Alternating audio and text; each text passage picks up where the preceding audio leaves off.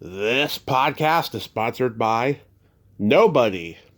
Hey dudes, welcome to Splat from the Past, the LA 80s themed horror sci-fi show where things can get totally radical. Now today I will be welcoming Daniel Devise. Daniel is an award-winning journalist. He has written books on his brother-in-law Don Knotts and his relationship with Andy Griffith. He wrote a book about B.B. King, and now he has written a book about the Blues Brothers.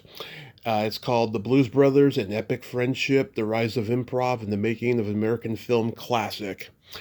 And it's going to be great to have him on today because in this book he covers the friendship between Aykroyd and Belushi and their massive Saturday Night Live success, which led to the making of their film, which is one of my favorite movies of all time. It celebrates its 45th anniversary this year. And I've been lucky to interview 3 band members from that classic.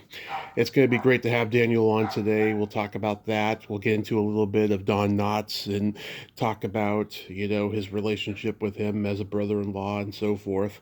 And it's going to be great, a fantastic interview. I am so glad that this interview is going to happen today. It's a great way to kick off the last week of Hot August Summer. I've got real toe curlers coming up. Just you wait in the next 2 weeks. It's going to be fabulous. So yeah, here is my interview with Daniel Devise. We're on a mission from God.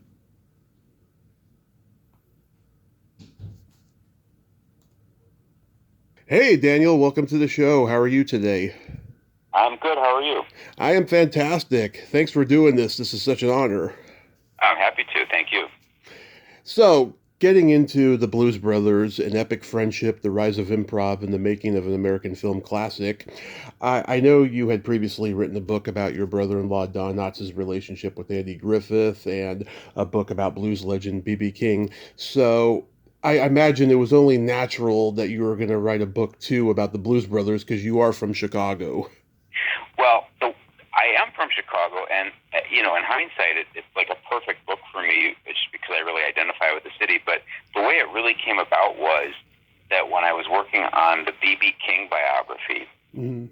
I reached a point where I was trying to figure out why B.B. King wasn't in the Blues Brothers. So if you can imagine, I was like midway through this big biography of B.B. King, and like, well, why wasn't he in the Blues Brothers, right? He's the king of the blues. And so I reached out to John Landis, the director, and just, kind of cold called him, got him on the phone, and I was talking to him about, okay, it turns out B.B. King was kind of busier than those other rhythm blues people. He was working a lot, and so his manager just basically waved off the movie and said no thanks. But then I got to talking to Landis, and Landis was like, well, that's how he talks. There was a real mission from God that's different from the one that was in the film. Yeah. And we just got to talking about that, and I swear, after like talking to John Landis for like an hour about the movie, it just sort of occurred to me, well, I think I told him, I said, this would kind of make a pretty good book. And that was kind of the beginning of it. So the one book led directly to the next. Yeah, and also too, B.B. King is actually in the second Blues Brothers movie, and by that point, he had a relationship with Landis because he did the theme song to Landis's movie Into the Night, and he had a cameo in Spies Like Us. Okay, now I knew about the Into the Night. I'm not sure. I don't remember the Spies Like Us, but that all sounds familiar. I know that they did, because B.B. King, when he found out about the movie that he wasn't in it, he was sad. He never knew about it, right? There's no reason he would have, because his manager never would have even mentioned it to him. Because if a movie's going to get made, nobody knows if it's going to be a big movie or not. And so Sid Seidenberg, his manager, just said no to it. So when B.B. King found out, oh shoot, this big movie is out, and I wasn't in it, I think he actually reached out to Landis and asked him, why wasn't I in this? And Landis said, we tried, man, we tried to get you. And so they became friends after that. Yeah. Now, you interviewed John Landis, as you said, his energy is just insatiable, and that guy's got such knowledge for Hollywood because that's where he's born and raised, and he's had these amazing show business moments in his career. Did he tell you anything that surprised you? Landis? Yeah. I talked to him over and over again, and I think the thing that came out from my interviews with him that was the biggest deal for the book. And understand that I knew nothing. I mean, I didn't know anything about the Blues Brothers other than just having seen it like 10 times. So I didn't have any kind of, I mean, almost everything he told me was news to me. But the biggest thing was probably just the fact that John Belushi, had almost died while they were making the film. Oh, yeah. This is when they were in Chicago. They were there from like August, September, October of 1979, and they, because it gets cold after October, so they were trying to get everything done, and they filmed pretty much all of the outdoor scenes there. And so anyway, Belushi, near the end of that time, this would be close to Halloween, he was so just wigged out on probably cocaine and probably booze and probably who knows what else, that 2 different times had to be revived. Like, they had to break down his door and like, paramedics had to revive him basically. And Landis actually, he had mentioned that to a couple of interviewers here and there recently, but for whatever reason it didn't register as a big deal. But so when he told me, I'm like, oh my gosh. And so that was part of the reason why I thought that's a huge moment in the book. Like, oh my God, the guys, and they finished somehow, but it was a huge kind of cataclysmic moment for the production. Yeah, I mean, I've talked to Willie and Blue Lou and Bones Malone, and they all confirmed that had happened, and it was pretty worrisome during production. Did you talk to those guys? I talked to almost all of the living musicians. I think the only one I didn't speak to, I think I didn't speak to either of the drummers. One of them wanted me to pay him, and I couldn't, ethically I can't do that. Yeah. And the other I just couldn't get. I finally reached the other drummer after the book was done. So other than the 2 drummers, I pretty much think I interviewed everybody who's still living, who was a musician in the band, of course, including, Cropper, but not Dunn because he's deceased. Yeah. So the story I always heard is that, Aykroyd, he was at the Canadian branch for Second City, and Belushi was at the Chicago one, and they met at a certain point. And, Aykroyd's the blues aficionado, and Belushi he was a hard rock, blues rock aficionado, but he didn't know the origins of where that music came from. And so Aykroyd really educated him, and that's where the idea for the Blues Brothers, springs from, right? That all sounds correct. Belushi came of age in Chicago, the suburbs of Chicago, and then in Chicago in the late 60s and into the 70s. So you can kind of guess what he would have been into just as a regular guy in Chicago. He was listening to kind of AC/DC and Led Zeppelin, and actually, it's a little early for AC/DC, but he would have been listening to like Led Zeppelin and hard rock and stuff like that. And then Aykroyd had just more unusual heritage because being up in Ottawa, there was quite a thriving rhythm and blues scene there. And so he saw, Muddy Waters and all these different artists, and saw Sam and Dave at the Montreal World's Fair. And he had a very significant knowledge of rhythm and blues, which I think began with, the British invasion blues artists like the Animals, but then he progressed into the real deal. Not that the Animals aren't the real deal, but their inspirations, right? The original artists who, from whence came the British invasion. That was Aykroyd's path. So yeah, you're exactly right that when they met, Aykroyd sort of politely pointed out, "Hey, John, you're from Chicago, and it's kind of the home of the blues, and I could tell you about all this great blues music." And Belushi was receptive, and that's kind of how that was the germ of the film right there.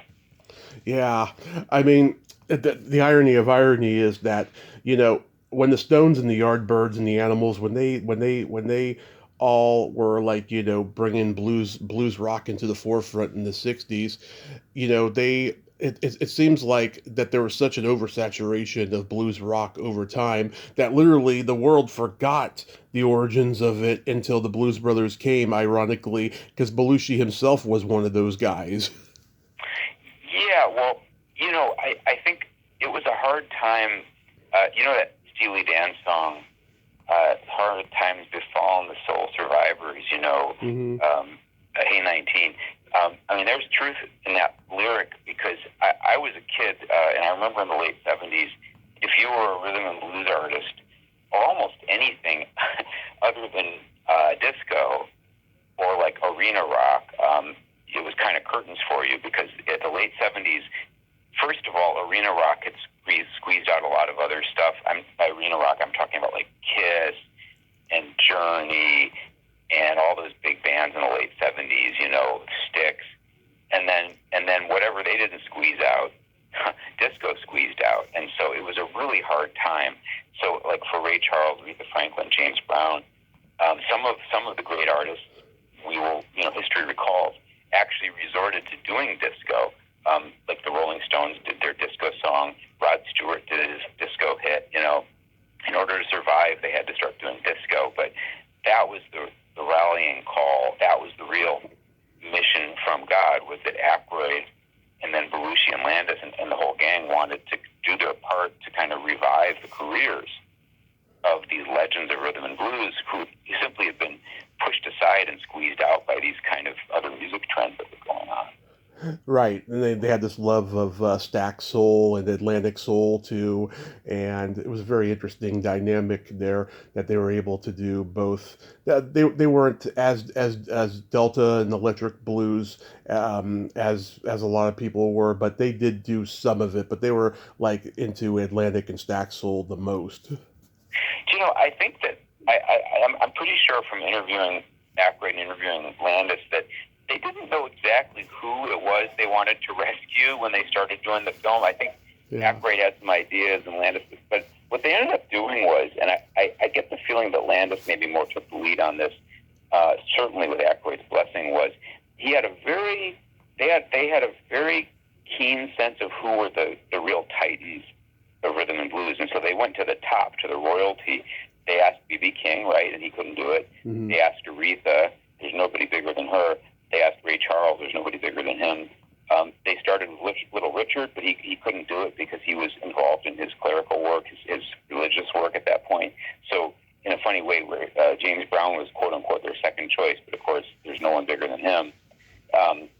They got Cab Calloway, who was, I think, the second greatest kind of African-American big band leader of his era, and the biggest probably would have been Ellington, right? But he was dead by then. Mm-hmm.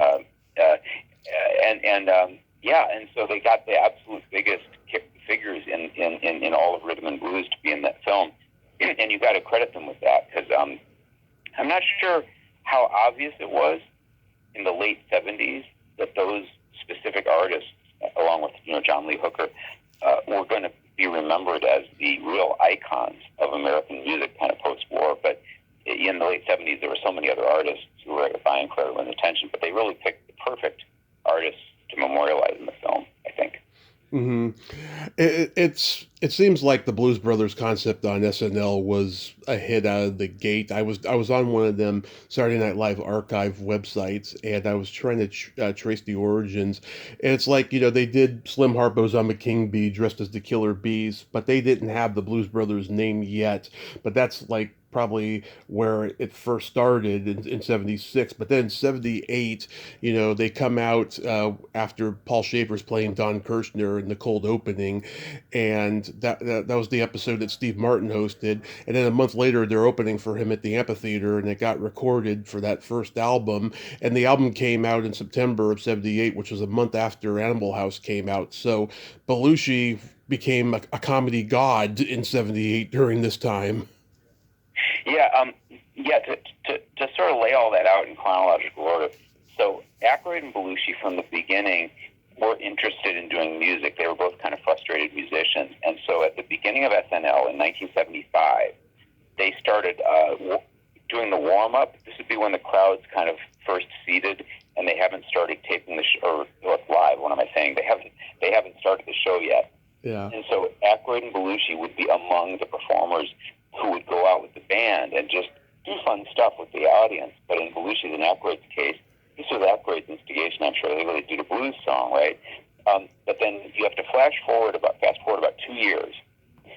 Belushi goes to Oregon and films Animal House and meets Curtis Salgado, who's a rhythm and blues frontman, and that band features Robert Cray, who's later going to be a huge blues guitar kind of god. And he meets Salgado, and Salgado really schools Belushi on the blues, even maybe farther, gets him even further into it than Aykroyd had. So when when Belushi comes back from making Animal House, he's turned into a major blues hound, and that is what triggers the real explosion of the Blues Brothers. That's what motivated Aykroyd to create the characters, so they're no longer in bee costumes. They're in like the black suits with the shades, right, and the hats, and the look, and the ties, and that's what you saw on that episode that Steve Martin hosted. That was also the King Tut episode. That was the first real coming out of the Blues Brothers. I think it was in maybe April of '78, if I'm remembering correct. It was a long time ago that I wrote this book. Yeah. And then one thing led to another. You correctly surmised Belushi had turned into a huge star on the basis of Animal House. Right. And so there was no question there was going to be another John Belushi film. And that's where the Blues Brothers film comes to be, because there was going to be a Belushi film no matter what. It could have been anything, right? Yeah. But what Belushi was really into in 1978 was these characters, the Blues Brothers. And so he kind of decreed that, hey, let's do a Blues Brothers film. What the F, you know? Mm-hmm. So Aykroyd, over the winter of 78 into 79, wrote this mammoth 300-page script. Yeah. And then you get your Blues Brothers film. Wow. And how come Lorne Michaels didn't want to produce the movie? Like, did he not have confidence or clout to produce a movie at that point in time? So I explained this in the book, and I'm going off of a fuzzy memory now because it's been a while since I wrote it, but my recollection was that they didn't want to work with Lorne Michaels on the film, probably because... Shoot, you know what? I don't even remember anymore, but I explained this in the book. There was a good reason why Lorne didn't have time to do it, or they had some very good reason for having it. Who ended up the executive producer ended up, I think, being Bernie Brillstein, who was right. Belushi's manager. Manager, yeah. Shoot, I know the answer to this, and it's in the book, but I'm just drawing a blank on why. I also know Lorne was also involved at that time. He was very, very busy with SNL. That I remember for sure. Very, very busy making Saturday Night Live. And also he got heavily involved in a Gilda Radner project that ended up being this kind of stage show in New York. Oh, yeah. But you got to go by the book, and I just don't remember anymore why Lorne wasn't enlisted to be the producer of that film. Yeah, absolutely. I totally get it. Yeah, because Gilda had that Broadway show. Yeah, so... Yeah. That was definitely a reason. Yeah, so like my dad's side of the family are all blues aficionados. My grandfather's from Chicago, and we used to watch the Blues Brothers movie when my mom wasn't home when I was a kid. And we saw the second one at the drive-in. I think the first one is better, of course. It still holds up, you know. The first one... It's hilariously funny, and the music is great, and it's not mean-spirited. It has lots of foul language, but it's not a mean-spirited movie, and there's no nudity, and it's just an action, just adventure comedy, a musical. A car crash, adventure comedy, action musical, right? And I think so in the latter part of the book, I explained that I think that when the second movie came out, which was around, 99? 98. And it got kind of panned, and I think that was when all the critics kind of, as one, kind of realized, heck, that first movie was actually pretty good. And I think that's the beginning of when the original Blues Brothers film was reappraised. Because when the first Blues Brothers film came out, it was panned almost everywhere outside of Chicago. Siskel and Ebert loved it, but most of the other critics hated it. But I think that when Blues Brothers 2000 came out, all the the critics of the late 90s kind of looked back on the first one with great fondness and realized, wow, that was actually kind of a classic film, and that's the beginning of the kind of revival of the Blues Brothers as, wow, it's actually a great film after all, you know? Yeah, and it's just, Aykroyd with his love for police shows back in the day. It's got this laconic Dragnet, I Spy, Peter Gunn kind of dry humor in lots of moments with him and Jake just wearing those sunglasses, looking completely deadpan. It's hilariously funny. This is like one of those special movies that was made at a specific time that could never be duplicated. They got dissed by critics for being so deadpan. A lot of the time, Jake and Elwood are kind of standing there behind dark sunglasses. Yeah. And the critics, I think, misunderstood that. because what I think was really going on there is that Jake and Elwood, Belushi and Aykroyd, they were, first of all, the deadpan thing is hilarious, but second of all, they were trying to kind of create space for the rhythm and blues stars to kind of take front and center. So, like, they'll be standing there just admiring John Lee Hooker doing his thing on Maxwell Street, or they'll be kind of standing there, giving some space so Aretha can do her thing, or just dancing along. I think a lot of that was them paying respect and homage to their heroes. They wanted to be a little bit in the background at times in that movie. And again, if you can't explain to a critic why it's funny that Jake and Elwood are standing there like doing nothing and like the world is exploding around them, Yeah. If you don't get that, then I can't help you. I mean, it's hilarious, but you have to get it. You have to understand that it's funny, and luckily Landis did, and so and the boys who made the movie understood that it was funny, but some of the critics just didn't get it. Yeah, so much of Landis's style was formed in this movie too, because I've seen so many of his other movies where I see the same kind of humor of subtle moments that are just visual and hilariously funny. He just goes for the most subtle things to make it hilariously funny. Like when the Carrie Fisher, like firebombs the apartment building and it just collapses, and the two of them just get up and just sort of quietly brush themselves off and walk away. That is inherently funny, but I can't explain to you why it's funny. It just is, and there's a lot of that in the film. A lot of deadpan humor, which is one of my favorite kind of humor. I think it's funny because they know they got enemies. That's right. Yeah. That's what I think it is. Yeah, I think it was Leonard Maltin or somebody who said years ago that The Blues Brothers was the most quotable movie of the 80s or something. And it really is. I mean, people know all the great lines like, how much for the women? Or, I knew a hooker once named Minnie Missoula. I just wrote an article about Spinal Tap. Yeah. Which is another really quotable movie. Yeah. And in that article, I was trying to think, and so I mentioned The Blues Brothers. The really, really quotable movies, especially among kind of, I guess, maybe people of a certain age, the right generation. Another one would be Holy Grail. Mm-hmm. And maybe the Big Lebowski might be another one. Godfather maybe. But yeah, Blues Brothers is definitely in that upper top group, and this is partly why it's so resonant, is that it's just, if you say, we're getting the band back together, everybody understands what you're saying, Exactly. We're on a mission from God. Well, I think the president said something in a social media post about being on a mission from God a few months ago. I mean, everybody knows what that means, what that line means. However you're using it, everyone knows what it means. Yeah. Is it true? I don't know. I don't know if you found this out, but I had heard Murphy Dunn say on a podcast years ago that Ray Charles accidentally pointed the gun at John Belushi in the music store and almost shot him. Again, this is in the book. I think what happened was that he had live ammunition, and I think that Uncle Ray, missed his cue and discharged the firearm at the wrong time or something. And so, I think Landis said, okay, take the gun away from Mr. Charles. And I think maybe, I might be wrong about this, but there was some miscue like that where Ray missed his cue and like fired the gun, and it was like went off really loudly in everyone's ears.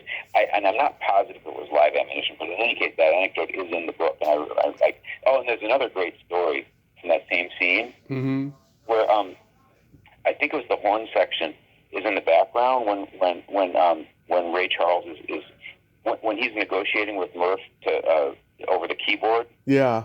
If you look in the background, the horn section are kind of futzing around back there, and if you look really closely, what apparently they were doing was pretending to cut up a line of cocaine on the glass countertop. What? I never noticed that. Well, you'd have to be very astute to see it. And then there's always several takes, right? And in one take, one of them actually did get some cocaine and put it on the glass countertop, the glass display table top, and did cut it up. And this was on film. But Landis, luckily, I think, caught on to what they were doing and yelled cut, and they didn't. So on the film, you don't see them actually cutting up cocaine, but they're pretending to, and they all thought that was hilarious. Oh man, next time I watch, I'm gonna look for that. That is great. I mean, I watch so many of my favorite movies over and over again. I'm always finding things I never noticed the first 100 times. Yeah, and there's other stuff where once you read it, you can't kind of unsee it. Like in the book, I mentioned how at the mall, Mm-hmm. you remember the scene where the guy says, "Do you have a Miss Piggy?" Yep, that's Gary McLarty. And then the car crashes through, the Bluesmobile crashes in. Yep. If you look very closely, there's a woman in like an orange pantsuit, and you almost have to stop the tape. But if you look very closely, she comes within, I would say, centimeters of getting hit by the Bluesmobile, and that was not intentional. That was a mistake.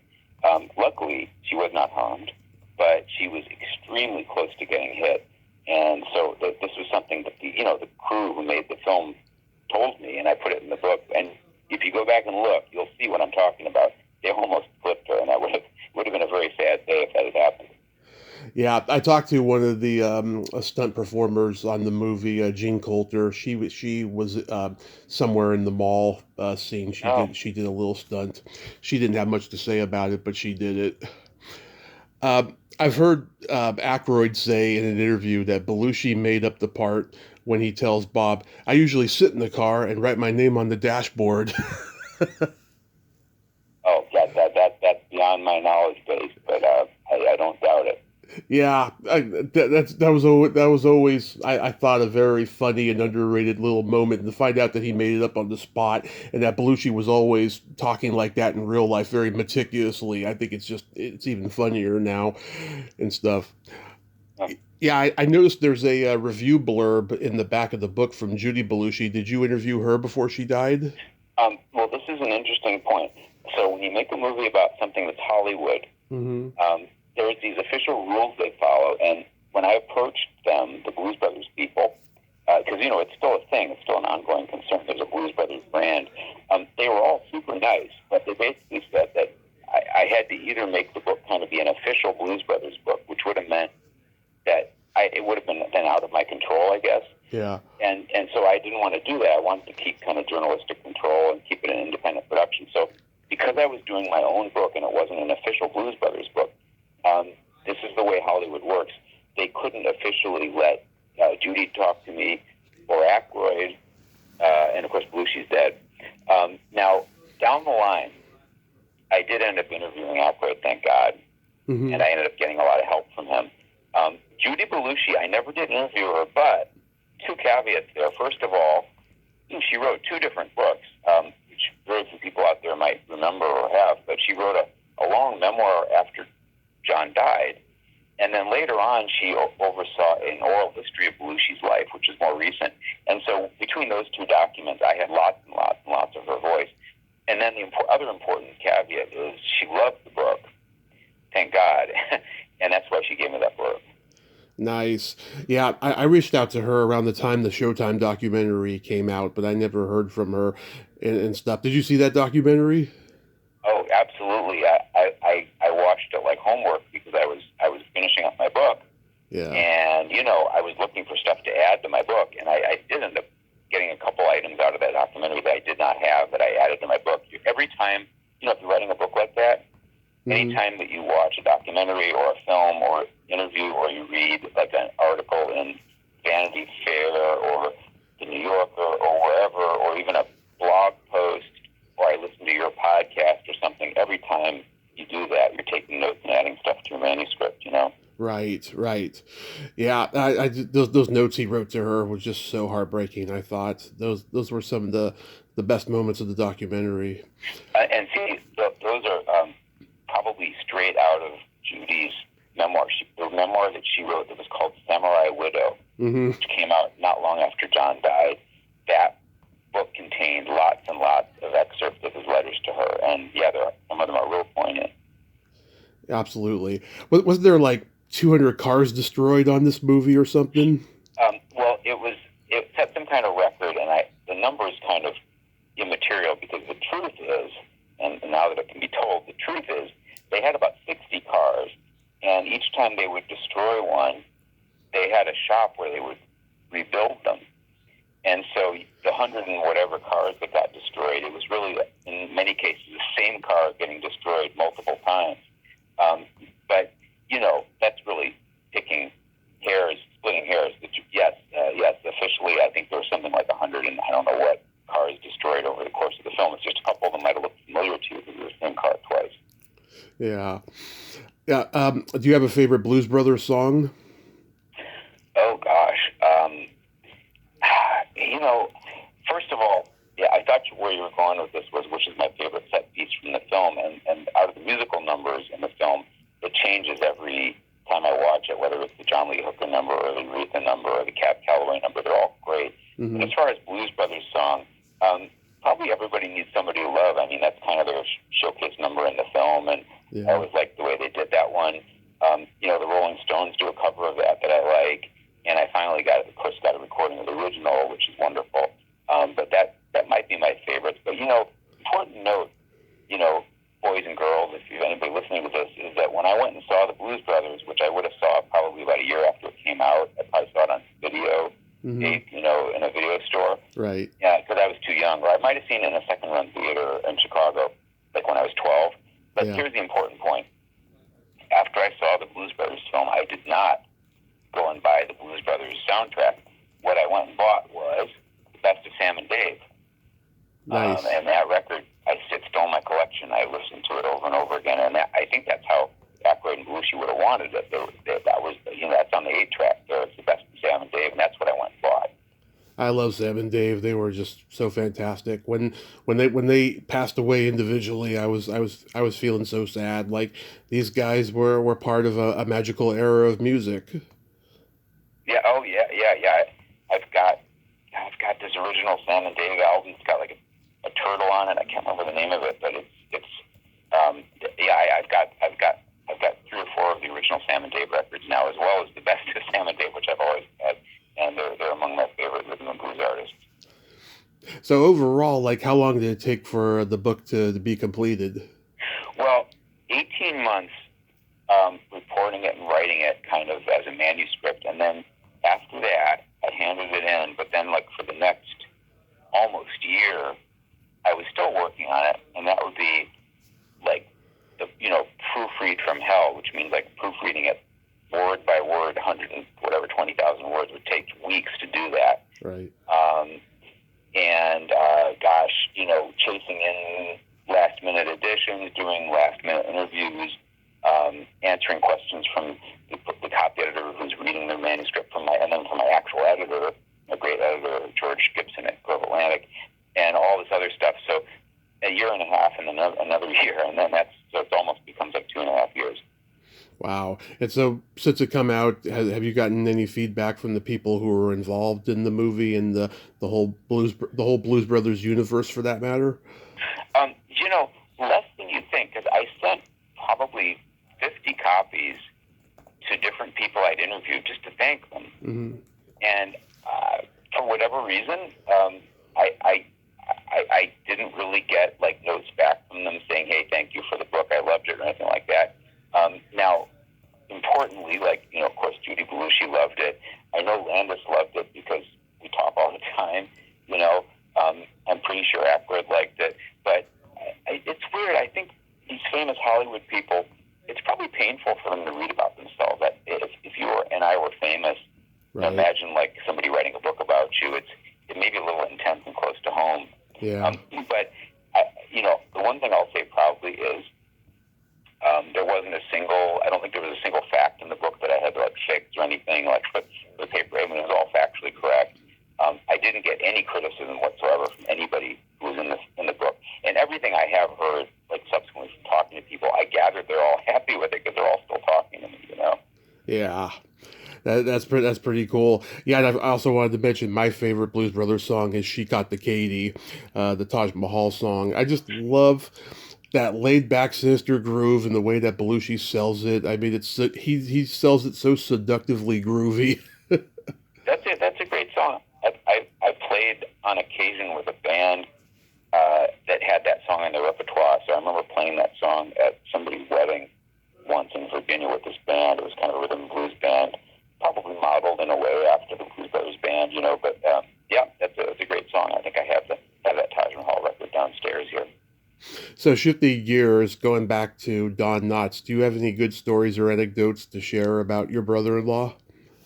Oh, right. So my first solo book that I wrote was a dual biography of Andy Griffith and Don Knotts. It's called Andy and Don. Mm-hmm. To this day, it's probably my greatest hit, meaning that it sold more than any of my other books. It pretty much sold like bestseller numbers, although it never was technically a bestseller, but it had like, I don't know, 1,500 Amazon ratings or something. It was a great book. It was great fun. I want to say that, there too, I didn't know anything about the inner workings of the Andy Griffith Show. Don was my brother-in-law, and I'd hung out with him, a lot over the years. I knew from my interactions with him, I knew kind of about the whole story of how Don, at the beginning of his career, Mm-hmm. created this nervous man character, Yeah. nervous guy. Arnold Stopper. There's people who are old enough to remember he did that character on Steve Allen on the original Tonight Show in the late 50s. I saw him do it in 7-Eleven commercials when I was a kid. And so his different characters over the years, to some extent, even Mr. Furley and certainly Barney, were kind of different versions of that nervous man character. But it all kind of goes back to this character he kind of dreamed up one day. And I think Barney Fife was kind of his best character. I think he perfectly kind of realized what it would be like if this guy who's like almost middle-aged, but he's got the mind of, or the kind of emotional intelligence of like a 9-year-old. Yeah. And so it's like Sheriff Andy's more like a father figure to him. Mm-hmm. And maybe the biggest interesting revelation when I did that book was realizing that the main relationship in that show was really between the sheriff and deputy. When they started doing the show, it was supposed to be Andy and his son, Opie. Mm-hmm. But the sheriff and deputy relationship was so powerful that it kind of displaced everything else. So Opie, Ron Howard told me this when I interviewed him, that he recognized that Barney was kind of more of the main secondary character in the film other than the sheriff, and that Opie is the actual son, but that in a weird way the sheriff's relationship with Barney was kind of the more important one. They were the main relationship in the show. Yeah, I grew up a huge Three's Company fan, and I did watch the Andy Griffith Show, but Three's Company was my favorite. Just the way he always has the rug pulled out from under him when he's proven wrong, and his eyes popping out and his facial reactions is just so hilarious to me. It was a number one show, and I got to interview Joyce DeWitt, who was Janet, Mm-hmm. and the fellow who played Larry. Richard Klein. Richard Klein, is that his name? Yeah. I interviewed them both, and they just described how they were in awe of him. Anyone who's a comedic actor in television, which they both were, at that time were aware that Don had won 5 Emmys. And there's very, very, very, very few characters, short of maybe Mary Tyler Moore, who've won that many Emmys. And so they were in awe of him and kind of were speechless, and when he got the job on that show, they just were so happy to have him there, and he was happy to have another hit show that he was doing. He was just as happy to be in their midst because the show was such a hit. Yeah, I talked to Karen a few years ago. Have you gotten to know her over the years? Karen Knotts? Yeah. Yeah, she's great. Yeah, she really helped me with my book, and I highly recommend her book. Yep. About her father, which I believe is called Tied Up in Knots. Yeah. It's a good book. Yeah, she's great. Yeah, she's awesome. It's not easy being the offspring of a major icon, especially in comedy, to live up to expectations and what have you. But I think she's come out of it just fine. Oh, yeah.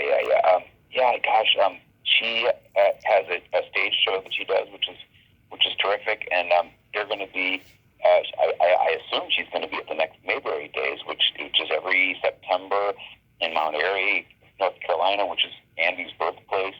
And just for a point of reference, when I wrote my book, my modest goal was I was looking to sell as many copies of Andy and Don as there were people who went to Mayberry Days every year. And I think Mayberry Days attendance might be 25,000, 30,000. Wow. So when I got to 30,000 copies sold, I felt like I'd gone to Mayberry heaven, People go I've, crazy for that show. yeah, I've since gotten past that, but when I reached that number of sales, I'm very, very proud. What's your favorite movie of Don's? Oh, it kind of changes. I mean, I think the best one is The Ghost of Mr. Chicken. Yeah. I mean, that's kind of like closest to the spirit of the Andy Griffith Show of kind of any movie anybody ever made, and it involves a lot of the same people, and you know that Andy was involved in the writing of that. They had a wonderful time, Andy and Don and the screenwriters from the Griffith Show doing that script. That's a great film. But I will tell you, Mm-hmm. Shakiest Gun in the West is a very solid film. Oh, yeah. And the other one, The Love God, is pretty hilarious. Oh, yeah, I've only discovered that one in recent years. I'm like, wow, what is this? You know? Reluctant Astronaut is pretty darn good, too. I mean, they're all fun. They're all good films. There's not a bad... None of those films that Don made with Universal in the late 60s and early, none of them is bad. They're all good. There's 5 of them, and they're all worth watching. They're all wonderful. Big, even. Yeah, and I love the ones he did with Conway. I love the Apple Dumpling Gang and the Private Eyes. I thought they were very funny together. I had the great pleasure to interview Tim Conway. He told me some hilarious stories about them filming Apple Dumpling Gang. I think that my favorite of their films together would be The Private Eyes. It's got some very funny, again, kind of subtle humor in it, and a lot of it was filmed at the Biltmore, I believe, in Asheville, North Carolina. Yeah, that's my favorite of the films they did together. But again, they're all pretty good. it's like Hope and Crosby's Ghost movie, or like Martin and Lewis Scared Stiff. You know, they're in the haunted house. It's really funny. So, what's next for you? Are you working on another book? Well, I've got 2 ideas for a next book, and I'm kind of hashing them out now with my editor and my literary agent, and trying to decide which to do. And I never talk about book ideas, kind of like you don't talk about a pregnancy in books, but Right. a certain length of time. But with any luck, I will have another book underway shortly, and so we'll have to catch up again in a year or 2. So it takes a while to get a book done, but I want to do another one. Awesome. And I will get a copy of the book. So The Blues Brothers, An Epic Friendship, The Rise of Improv, and the Making of American Film Classic is available on your website and Amazon. And all your favorite independent booksellers, yes, sir. Awesome. Daniel, thank you so much for coming on today. And I hope you enjoy the rest of summer, and be safe out there, and we'll talk again. All right. Thank you, sir. Thank you. Bye-bye. Well, there you have it. Daniel Device. Ain't he a cool dude? My God, I enjoyed that conversation. That was a lot of fun, talking about the Blues Brothers and then Don Knotts there at the end. That was fabulous. Go to his website once again, www.danieldevise.com, or Amazon to buy The Blues Brothers, An Epic Friendship, The Rise of Improv, and the Making of American Film Classic. I enjoyed every moment of that conversation, and if you're a Blues Brothers fanatic like I am, you will enjoy the book too, and I know I will. Well, until next time, this is Tommy Throwback Kovac saying there's no shame in living in the past, because the present sucks. Liar, dudes! I need you, you. I need you, you. I need you, you. I need you.